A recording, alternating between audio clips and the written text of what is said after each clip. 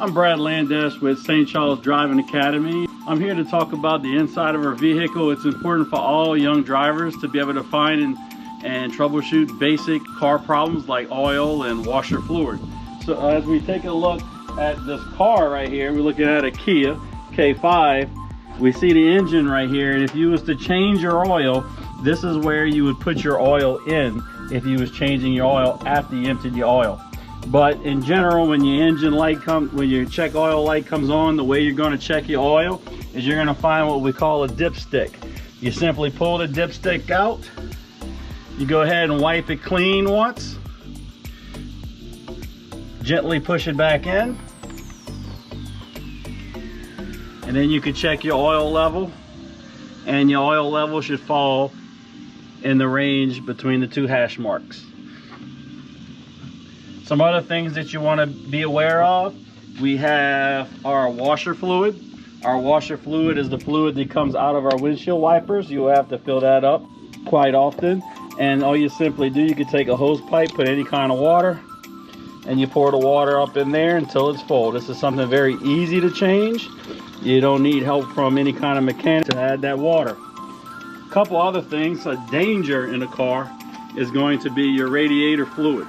Okay, you never ever want to touch your radiator fluid or mess with your radiator after you've driven the car. This is the location of the radiator fluid in this particular car. This car was driven. You would not want to open that. You would not want to put any liquid in that at this time because this car was just driven. It will boil out, and it is very, very hot, can burn you extremely. All right, one other thing in this car, a lot of times you might have to change your filter. And in this car, our filter, really easy one to pull out, and there's a filter. We can see that this is a pretty clean filter right here. This filter obviously has recently been changed. All right, let's take a look and move on to the truck. Here we're looking at a Toyota Tacoma truck. Same thing, we have a cap right here. That's where we would fill our oil. Looking over here, here's the dipstick in the truck, where you would pull that out and you would just go ahead and measure your oil. We have the washer fluid right here, where we could put our washer fluid. And then we have our radiator, and our coolant is where you'd put it right here. Again, you do not want to touch that after the car has been riding for a long period of time. As a new driver, it is also important to understand how to jump your car in the event that your battery goes dead. So the first step of jumping your car is we're going to have one car that the battery's dead and will not start, and another car that the battery is alive and it will start. So the first step is going to be to hook the positive connection to the dead car. All right, so here's the cable. Here's the positive end right here of the dead car. We're going to open this up. It was red on the outside, so we're going to attach the red cable to this end. All right, so we move to the next car. This is the car that has a battery that is working. We're going to come here, we're going to find our red. We're going to remove the plastic.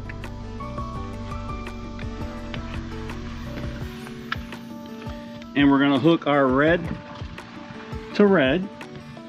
And then after that, on the car that's live, we're going to hook the black to the black. So now we move over to the car that is dead again, and we're going to hook the black cable to a metal part of the car that is grounded. Okay, so in recap, we're going to start with the car that is dead. We're going to hook the red. We're going to move to the car battery that is alive. We're going to hook the red and the black, move back to the dead car, and hook the black cable onto a ground. Once those connections are made up, we're going to turn the car that has a live battery, we're going to turn it on and let that car run for 2 or 3 minutes. After 2 or 3 minutes, then we're going to start the car with the dead battery. It's going to start, you'll let that car run for 2 or 3 minutes, and then we'll reverse the process. Now that the car's running, we'll take the black cable off on that car. We'll come over to this car, we'll go black and we'll go red and go back over, and finally we will do the red.